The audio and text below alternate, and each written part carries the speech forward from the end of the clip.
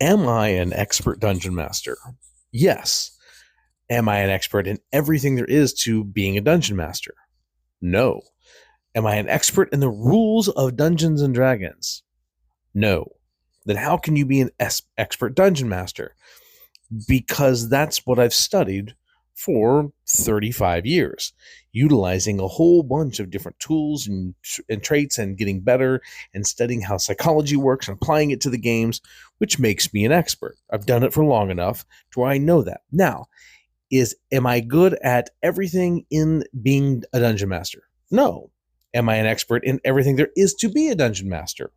No, because I have a limited perspective. I have a certain table that I run. So there's a certain type of game that I am better at than other types of games. However, can I see someone else's perspective to be able to give you advice based upon 35 years of experience and staying up to date on the new trends, the new rules, and the new ways that new players are engaging with the game? Of course, I can.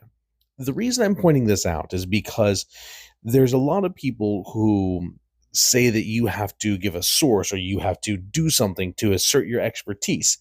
And when it comes to Dungeons and Dragons, that's going to depend on you and your circumstances. The problem is even my advice, as I do consider myself an expert dungeon master, it is not always right for every table. Now, do I try to consider that when giving advice? Absolutely, 100%. Am I always right? Absolutely not. But I'm also very forthcoming about this, saying that in my experience, this is how I would approach that situation. Not knowing the intricacies of every given situation, I can't tell you exactly if that is the right choice, but I'm also limited on the information that's given to me by you, the person posing the question, if you're the one asking that question. Now, if I was in that situation, would I be confident in making any rule on any table in any given circumstance? 100%. The reason why, though, is because if you questioned me after the fact about my ruling and you gave a valid argument, I would consider that because I am always trying to be better at TTRPGs, at being a dungeon master, at being a player, at being a person. And because I'm always trying to be better at those things, I'm going to listen to most arguments. Doesn't mean I will take them, doesn't mean I'll agree with them, it doesn't mean I'll even apply them, but I will apply the lessons I learn from them.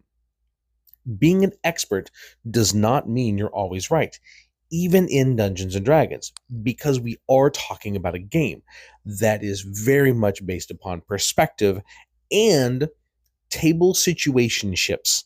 What I mean by that is every situation at every table varies.